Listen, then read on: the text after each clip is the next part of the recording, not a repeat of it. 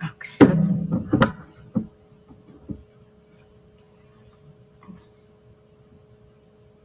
Okay. Hey y'all, happy Monday. This is Shanti Refuge. I am a certified mental health coach, mental health advocate, keynote speaker, and author. And I help women to release, heal, and live their best lives with guided journaling. So I'm gonna jump right on in. Normally I wait for y'all, but time waits for no one. And to be early is to be on time, and to be on time is to be late. So I don't want to be late. So hello, happy Monday. I hope everyone is having a great Monday.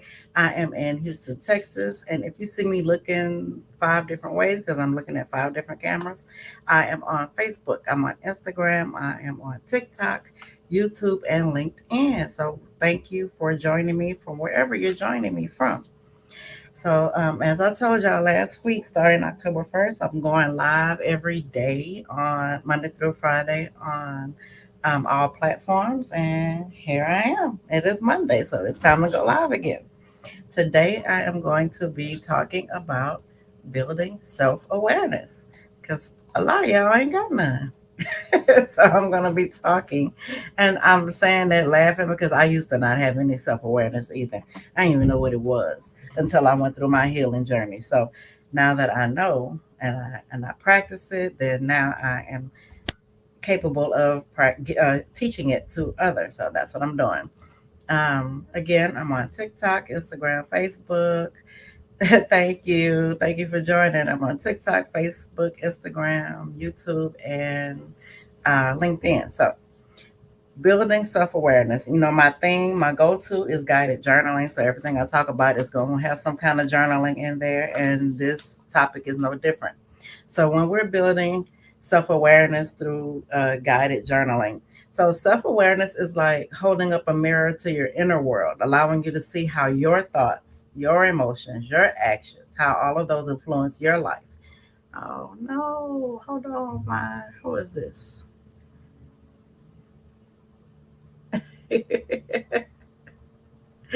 Yes, bring your friends on. Tell them to come listen. Let's see. Something's wrong with who is this? Is this Facebook? Yeah, Facebook is trying to reconnect. It's having some connection issues. Let me try to get back on Facebook.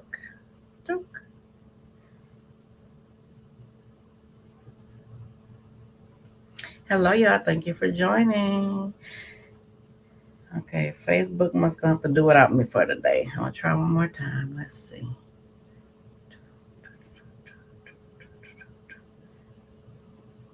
Okay, trying it again, Facebook.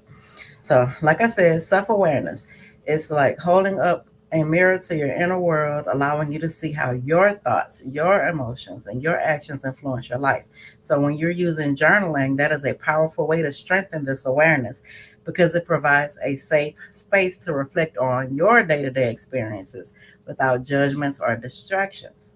So, we're going to take a deeper look into how using journaling enhances self awareness, along with some real life examples. And I might be one of those real life examples. We're going to see. So, first of all, for self awareness, you have to identify your emotional triggers. We all have emotional triggers. Something, someone, some sound, some smell sets us off. I had to learn in my healing journey that my mom is my trigger. When my wife and I were going through what we were going through, she told me that I was her trigger.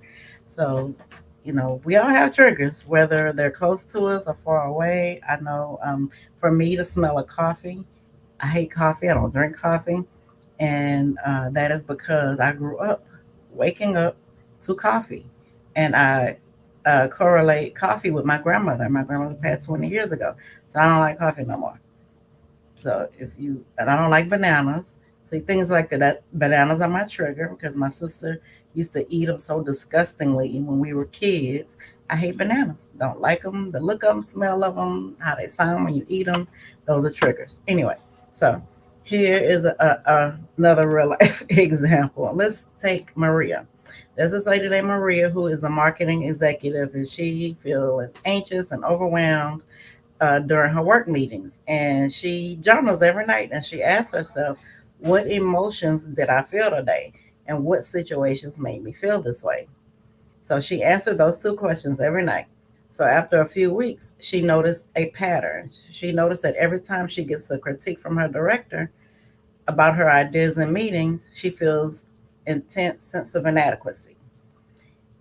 There go Facebook again. All right, Facebook, you're gonna have to do without me today. No more Facebook. So we're just on Instagram and oh, that is a good one. I'm gonna answer you in half a second. Hold on. So after a few weeks, she noticed that pattern, and it helped her to understand that the anxiety is not about the meetings, but about how she interprets the criticism. So your triggers are your responsibility. So she, can all day long say it's my director's fault for telling me how he or she feels about my work, but that's not true. That's a trigger for her because you have to be able to take criticism, especially if it's constructive. Now, I'm not saying criticism from somebody who don't know you, don't work with you. No, not that. But criticism from, somebody you're working with. So she has to learn to tell herself that getting feedback is a part of growth, not a reflection of her worth, which is true. Feedback is a part of growing. If you don't get feedback from someone, then how are you expect to grow if you don't accept feedback, especially feedback that can help you? Because a lot of y'all don't like people to tell y'all anything, which is a shame. Because y'all have this mentality that you know everything, and who are you to tell me? Well, in Maria's case, Maria's director is her director, and he is qualified to say, "Hey, I hear your idea, but maybe if you swung it this way, or if you did this with it, and not take it personally." It is very important that you don't take things personally when you are being criticized, because it's not about what your worth, it's about your work, and it's about you growing. And if the person didn't want you to grow, you ever notice how someone in your life is always on you, always have something to say, always on you? And I've heard a lot of times that if somebody isn't talking to you, that means they're not interested. So someone could have you out here in these streets failing all type of ways, and they're not going to tell you that you're failing. They're just going to watch you. So if they're not mentioning your name, then you're not doing something right. You're doing something right if they're mentioning your name. Now, being broke, I'm assuming you're talking about in a monetary sense, right? I just want to make sure before I answer your question. So I have a question that's, what's the trigger of being broke? So, no, I'm gonna wait for her response before I answer that question.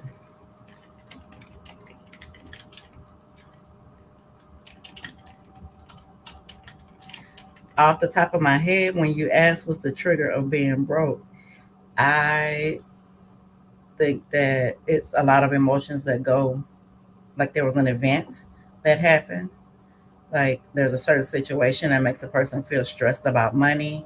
There is a feeling you have when you realize you don't have enough money, and the thoughts that come up with that. There's these underlying beliefs about the person saying, I'll never be this, or I'm a failure this, I can't provide that.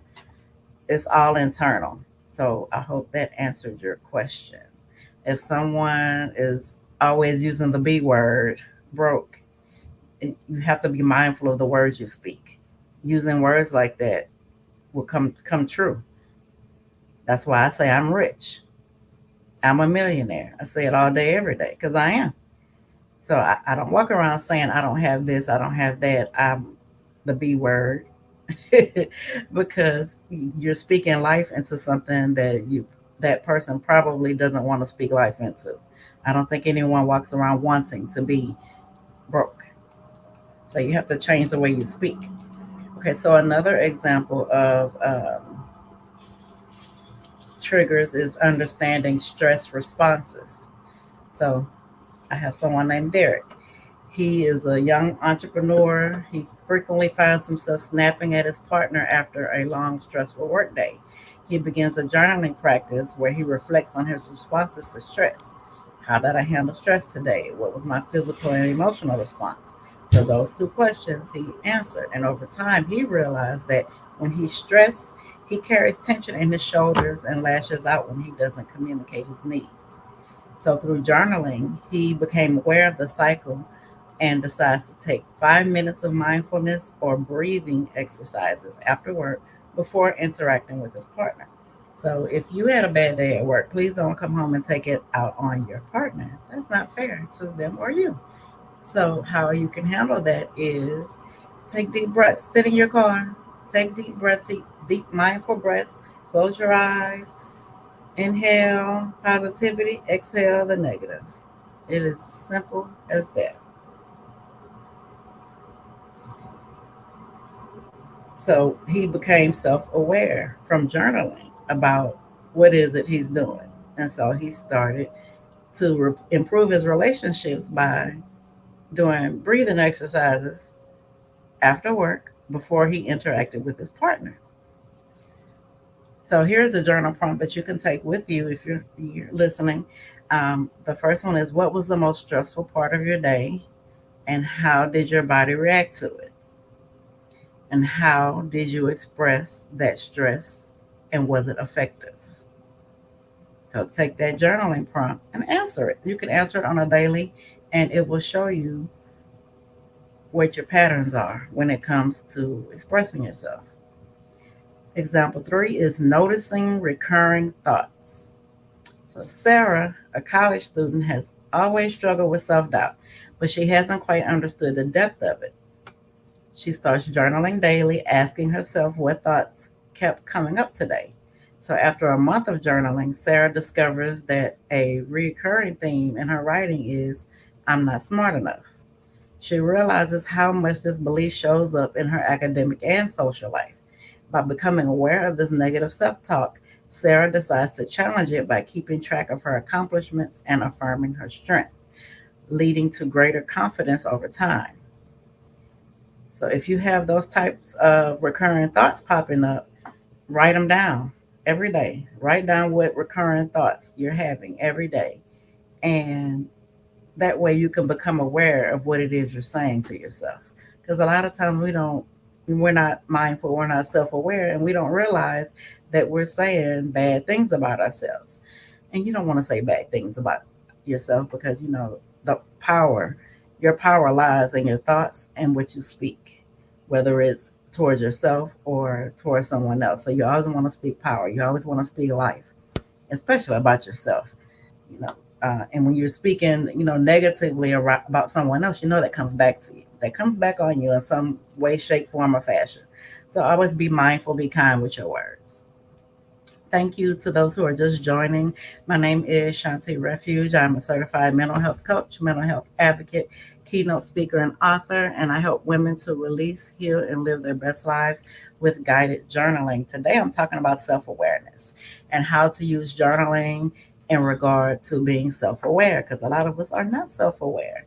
And like I said before, I didn't used to be self aware either. I had no clue what it was until I started my healing journey. So now I know what it is. So now I get to teach it. So to reveal patterns, you use journaling that helps you to uncover the hidden patterns that shape our behavior. So, whether it's emotional triggers, stress responses, or recurring thoughts, when you write down your daily experiences, it allows you to step back and observe without getting caught up in the moment. So, how to get started with this, you set aside 10 to 15 minutes a day to reflect on your thoughts and your emotions. You can use prompts like, what emotions dominated today? Or how did I handle challenges? Or what thoughts kept repeating themselves? And you have to be consistent because patterns often emerge over time. So journaling regularly will help deepen your self awareness. So the real life examples that I gave you show how journaling can shine a light on parts of yourself that you might not have noticed before. And so once you increase that part of self awareness, that's the first step toward making meaningful changes. You can't make changes if you don't know what's going on. You have to know what's going on first. So, in the context of self awareness and journaling, trigger refers to a specific event, interaction, or circumstance that elicits an emotional response, whether positive or negative. So, when someone says the trigger broke, they might be referring to a moment when they became consciously aware of what was causing their emotional reaction. Essentially, they figured out what the trigger was. So, a lot of times we don't know what our trigger is offhand. We just know something triggered us. That's why you have to take a step back and be mindful. Did such and such say so? Was it what they said? Was it the person themselves? Was it something I saw, I heard, or I smelled? It could be all types of things like that. It could be a color. It could be anything that sets you off, but you have to be self aware enough to know what your triggers are because you are responsible for your triggers. No one else is responsible for that. That's you. So, does anyone have any questions? This was a short one today about self awareness. If you want more information about self awareness, you're always welcome to follow me. I am on TikTok, Instagram, Facebook, YouTube, and LinkedIn. I am Shanti Refuge Journals. Hey, how you doing, honey? Happy Monday. We're talking about self awareness today. On all those platforms. Make sure you give me a follow. I am trying to build my TikTok. I mean, not my TikTok, my YouTube. So if you would please give me a subscribe to my YouTube. I'm Shanti Refuge Journals on YouTube. Give me a subscribe. I'm trying to build that up because I see I'm getting a lot of people on here, but I would love to have more. I was talking about self awareness today. Let's see. And someone had asked me, thank you, I appreciate it. Do you have a YouTube? You follow me? I will follow you back. Absolutely will. Someone was asking me, what is the trigger for being broke? And I told her, whatever it is you are saying is coming out of your mouth, whatever you're thinking. It's you. All of this stuff is internal. So it's nothing someone's doing, it is you doing it. So, self awareness is the ability to consciously recognize and understand your own thoughts, emotions, behaviors, and how they affect both you and the people around you. And it involves being able to observe yourself objectively, which allows you to identify patterns, triggers, and underlying motivations. So, to observe yourself objectively, you have to step outside of yourself. And you could do that with journaling.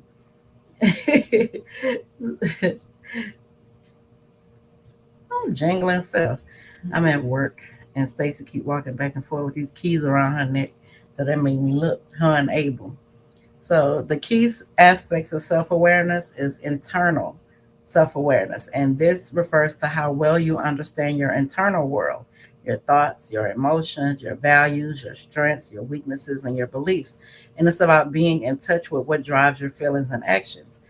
So, an example is knowing that you feel anxious because of a fear of failure, or recognize that you get angry when someone criticizes you because it taps into a deeper insecurity. So, it all begins. Hey, how you doing? It all begins with you. We're talking about self awareness today. And then the other aspect of self awareness is external self awareness. External self awareness is the ability to understand how others perceive you. It involves being aware of the impact your behavior and your decisions have on those around you and recognizing how you fit into the larger social or work environment. So, for example, realizing that your body language comes off as defensive during conversations. I'm guilty of that. People tell me all the time that my yeah. People tell me all the time that my body language is, uh, what is that? Off-putting people, and I'm like, don't pay attention to my body language. I'm listening to you, and it was very hard for me to get people to understand that. Don't look at none of this. Just know I'm listening, and I'm waiting for you to finish. I'm glad you caught me too. Yeah, self-awareness. I'm good, girl. It's Monday. We're talking about self-awareness. So, yeah, your body language comes off as defensive during conversation, even when you don't mean it. Of course, we all know people folding their hands like this. That's very closed out defensive. They don't want you to get in, And I had to do a lot of practice with myself awareness when it came to body language, because I started a lot of shit unintentionally because of my body language. And I'm like, I'm just here. Quit looking at me. But it's hard for somebody to look at you, not look at you when you're talking to them, right? Because then if they're not looking at you, then that means you'll think they're not paying attention. So it's like a win lose type of thing. It's just something you got to work on. I know I still have trouble with it. So let's see. So why is self awareness so important? It is important because self awareness helps you to manage your emotions rather than being controlled by them. You ever heard anybody say control your emotions? Yeah, yeah. People that do this, and that's why I try to. Most of the time, I have something in my hand, like this rubber band I was just playing with a few minutes ago. Yeah, it's like, hey, yeah, and it's hard with kids because they be looking at you like, "Are you finished yet? When is you gonna shut the fuck up?" Yeah, and that's probably what they thinking, but they know not to say it though. Yeah, yeah. That's why we have to be mindful because people are sensitive. I've learned that too. People are really sensitive. And then, but it's all about self control. We can only control us, they can only control them. So when you recognize your emotional triggers, you can respond thoughtfully rather than reacting impulsively. Yeah, they be thinking that they ain't bold enough to say it though. I still cave chest in. Baby, don't let these nails fool you. Self awareness is important because it improves relationships. So, being aware of how your behavior affects others can improve communication and empathy, fostering healthier relationships. Personal growth. Self awareness is foundational for self improvement. So, when you know your strengths and your weaknesses, you can work on areas where you want to grow, set better goals, and make more conscious life choices. The thing is, a lot of people don't want to sit down and do that. They do not want to do that.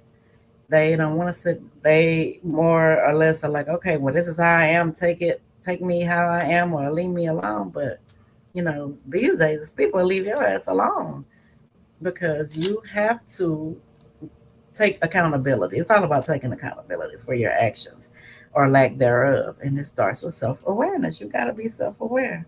And once you are self aware, and this is not an overnight thing, you can't wake up one day and say, okay, I'm self aware. No, that don't work. It takes practice. And that's why I always say, get your journal, get in your journal, you know, ask yourself answer these questions about yourself. And I do have self awareness journals for those who don't know where to start with self awareness. Yes, yes, yes. That is the best to protect your peace and protect your freedom. Just leave them alone. Yes, it takes a lot of time. It does. It's not overnight. It could take weeks. It could take months. It should not take you years. If it does, then you are really a challenging individual to begin with. If it takes you years to get self-aware, self-awareness is it enhances your ability to make decisions aligned with your values, goals, and um, the person you want to be. I had a class last week before last, and we talked about self awareness. And she said, one of my participants said that she had to realize what her values and goals were. So she did, how a business has their mission statement, their goals, and all that. She did that for herself personally. And I said, that's a good idea. I'm gonna have all my clients do that. So yeah, that's another added homework for my clients to get their values, their vision, their goals, their personal vision, values, and goals. I realized after my divorce how narcissistic and toxic, but yeah, yeah, and it's good that you realize that too.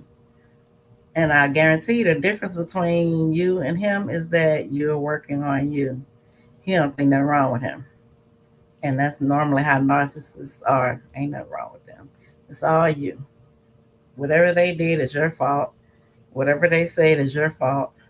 Or you took it the wrong way, or you this, you that. They never.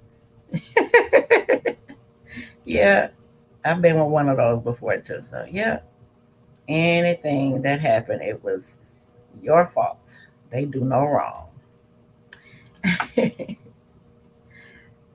So how do you build self-awareness? To build self-awareness, journaling, my favorite. Write down your thoughts, write down your emotions daily. That's a powerful tool for reflection. You have to reflect on yourself. Nobody's going to do it for you. You have to do it for yourself. Hey, how you doing? Thank you for joining. It helps you to notice patterns in your thinking and behavior and make it easier to identify areas where you can grow. If you are like me, I journal all the time. And so after a moment of time has passed, I go back and reflect and look back in my journal. I remember when I first started my healing process and I journaled the first 30 days, I went back and looked to see if I had grown any because I couldn't tell. And I had.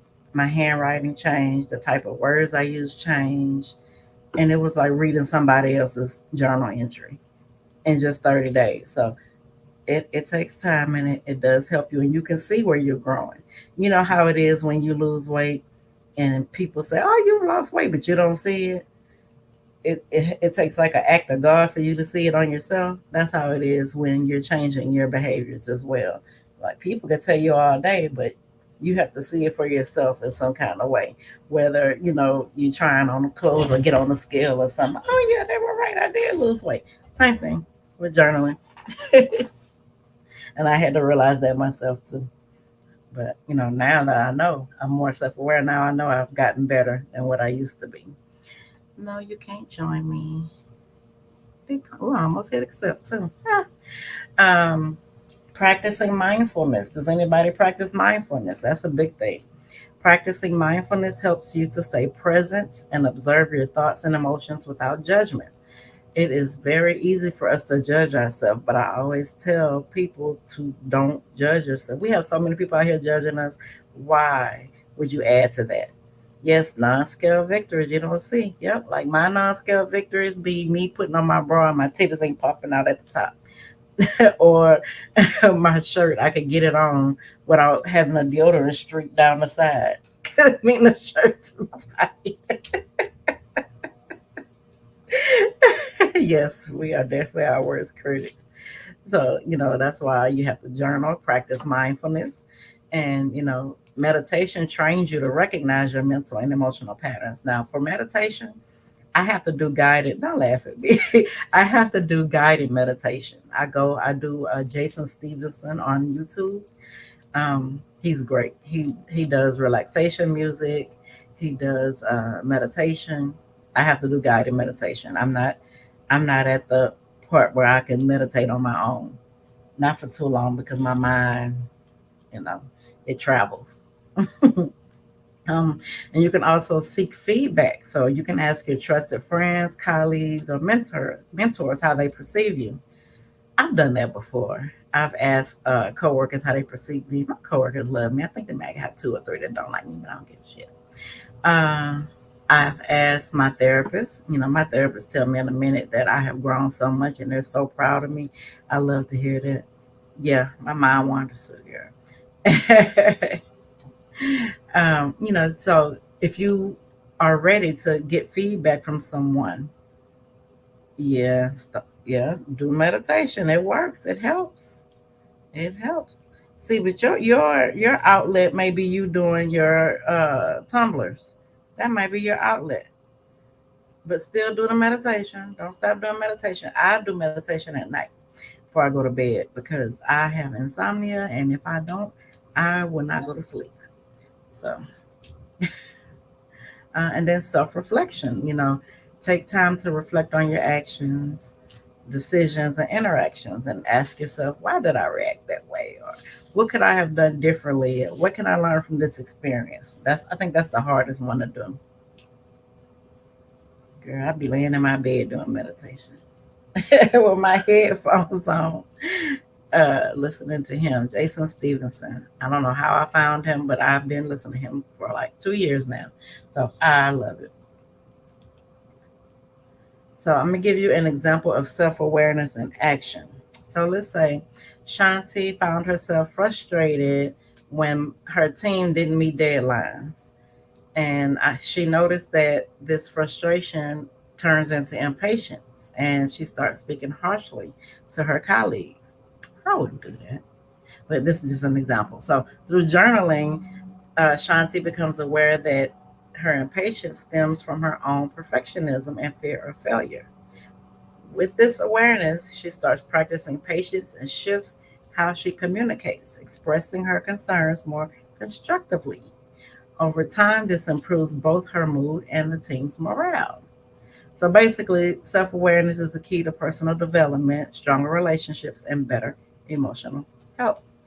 But you have to be willing to reflect. A lot of people think ain't nothing wrong with him, with them. See him must be a man. They be thinking ain't nothing wrong, and we're not. We're all human. We all have our flaws. You know, nobody's perfect. You have to reflect. You have to self-reflect. Stand in the mirror. Look at yourself. You could just look at yourself eye to eye and don't say anything, and it'll come to you. Like, what is it? Is this, and this, and you have a choice on whether or not you're gonna work on it and fix it. It's up to you. Nobody can fix you.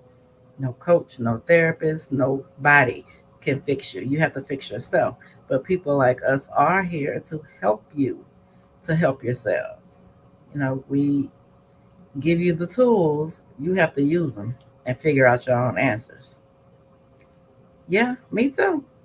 I didn't realize, Jazz, that from after I had my baby, I had a baby when I was 14. So after I had my baby up until I was in my maybe 30s, I never looked in the mirror. When I say I didn't look in the mirror, I did not look in the mirror. I mean, I would stand in the mirror, typical wash your face, brush your teeth, that type of thing. But I only had mirrors, face up, no full length body mirrors.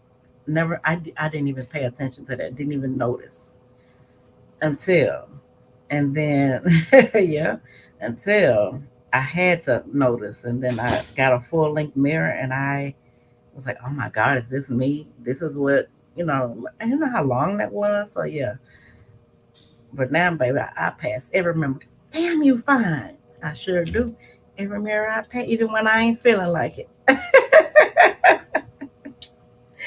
Because it is up to us. We have to speak life into ourselves. And even if you don't mean it at the time, yeah, but gotta look in the mirror. People creeping out. I'm still in my 9 to 5, yeah. So people be walking by. They be trying to steal our snacks. Hey, girl. Be quiet. You want to be quiet? Everybody working. I ain't working. I'm on live. Well, I am working, but Look at you on double screen. How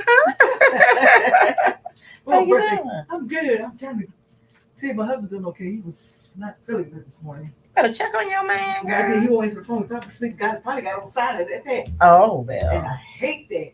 I know, because you never know. Yeah. Well, whoop him when you get home. Because I had to take him some magnesia to us. Oh.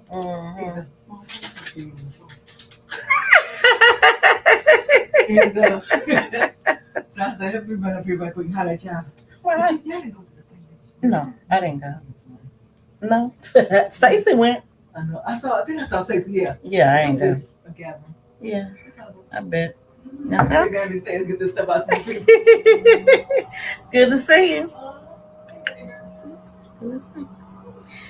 Anyway, so yeah, you have to be able to sit with yourself. And a lot of people don't want to sit with themselves. You got to sit with yourself. You have to sit with yourself. You have to, pull out all of those things that you don't want to admit. Don't want to admit to. It's very hard. You're gonna cry. You're gonna be mad. You're gonna try to blame your mama, your daddy, whoever, but you can't blame anybody but yourself. We all have been given the gift of choice.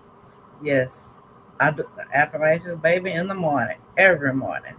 Affirmations in the all throughout the day. Yes, affirmations. I didn't believe. I used to think affirmations was some kind of witchcraft type of shit. That's how ignorant I was, and a lot of people think that, but it is not. It is so not. And I love affirmations, affirmation, and then I listen to them so much. I listen for affirmations and the songs that I'm listening to. I'm like, oh, that was an affirmation, just like Cardi B walking past the mirror. Damn, I'm fine. That's an affirmation. On my mama, on my hood, I look fly, I look good. That's an affirmation. Those are affirmations. Juvenile. Um, what was the song? I forgot the song, but here's affirmations. You just have to listen and be aware. Yes, I used to think it. I'm telling you, I see that's what ignorance is. But I went and did my research. I went and learned, and I know better now. So you know better, you do better in all aspects. All right, y'all, it's time for me to go. But thank you so much for joining me, and thank you for talking back. I love it when y'all talk back to me. Thank you, Jazz. I appreciate you. Thank y'all. Don't forget to subscribe to my YouTube and all the other places I'm on. My name is Shanti Refuge. I am a certified mental health coach, mental health advocate, keynote speaker, and writer, and I help women to release, heal, and live their best lives with guided journaling. I do have some openings for coaching if you are interested.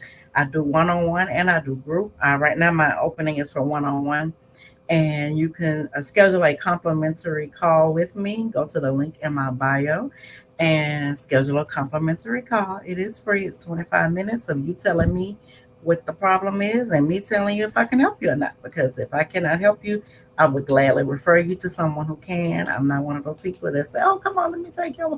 No, I don't do that. I believe in karma. I got my ass whooped a couple of times by karma, not having to do with money, but like past relationships. But anyway, and if you are in the Houston area on November 2nd, I am going to be at Lit Java, 5018 Broadway in Pearland, Texas. And I'm going to have a evening with Shanti, and I'll be discussing my book Quiet is Kept and some other stuff. So I'm already ready for Robbie to come with these hard questions, but I'm gonna answer them with dignity. So thank y'all. I will see y'all tomorrow. Y'all have a good rest of your Monday. Don't let nobody get on your nerves. Bye, y'all.